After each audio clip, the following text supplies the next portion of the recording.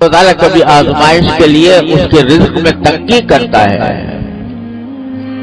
تو وہ شکوہ کرتا ہے کہ میرے پروردگار نے میری اہانت کی، میری توہین کی، میری بے عزتی کی، یعنی چاہیے تو یہ تھا کہ مجھے بہت کچھ ملتا، لیکن معاذ اللہ اللہ تعالیٰ نے میری بے عزتی کر کے مجھے بہت کم دیا، شکوہ کرتا ہے۔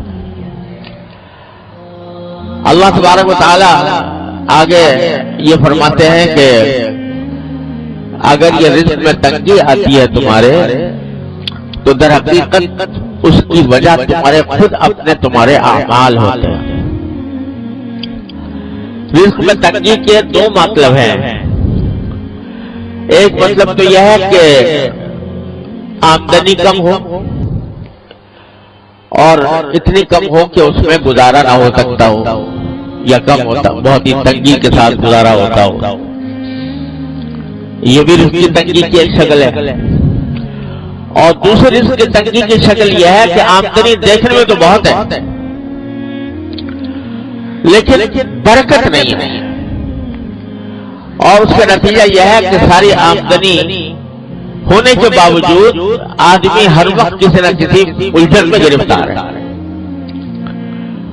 اور آج کل یہ صورت بہت کثرت سے پیش آتی ہے۔ اچھے خاصے مالدار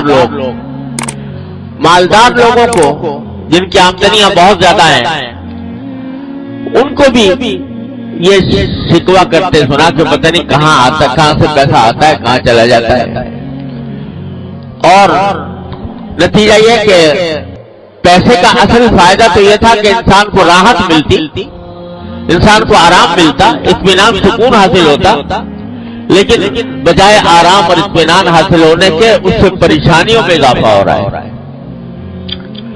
یہ ہے بے برکتی۔ آمدنی تو ہے مگر برکت والی نہیں ہے۔ اللہ تبارک و تعالیٰ جب برکت عطا فرماتے ہیں تو تھوڑی آمدنی میں انسان کو سکون آرام مل جاتا ہے، راحت میسر آ جاتی ہے، اور اللہ بچائے اگر بے برکتی ہو تو لاکھوں کی اور کروڑوں کی آمدنی ہو، اس کے باوجود انسان پریشان ہی نظر آتا ہے۔ اور قرآن کریم نے ایک جگہ فرمایا کہ بعض اوقات انما یعذبہم بہا فی الحیاۃ الدنیا، اللہ تعالیٰ اس مال کو ان کے لیے عذاب کا ذریعہ بنا دیتے ہیں دنیا ہی کے اندر۔ یعنی مال تو بہت ہے لیکن مال کی حصول میں، اس کی تلاش میں اس کے سرگرداں ہیں تو اس میں دن کا چین میسر ہے، نہ رات کا آرام میسر ہے، نہ بیوی بچوں کے ساتھ وقت گزار سکتے ہیں، نہ اپنے گھر والوں کے ساتھ اطمینان کے ساتھ بیٹھ سکتے ہیں، راحت میسر نہیں۔ پیسہ ہے مگر راحت نہیں۔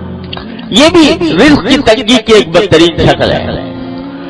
تو اللہ تبارک و تعالیٰ دونوں قسم کی تنگیوں کا، اس میں الفاظ جو ہیں دونوں قسم کی تنگیوں کے کو شامل ہیں کہ چاہے آمدنی کم ہو یا آمدنی میں برکت نہ ہو، دونوں کی وجہ در حقیقت یہ ہے کہ تم لوگوں کے حقوق ضائع کرتے ہو۔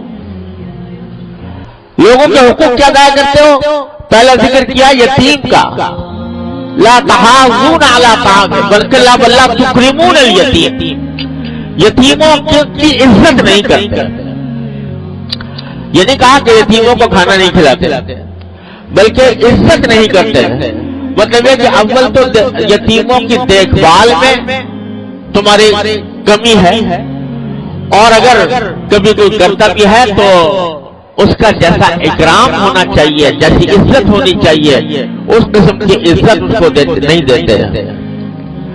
وَلَا تَحَاضُونَ عَلَىٰ طَعَامِ الْمِسْكِينِ، دوسرے لوگوں کو بھی کوئی ترغیب نہیں دیتے کہ تم مسکینوں کو کھانا کھلاؤ، مسکینوں کے حاجتوں کو پورا کرو۔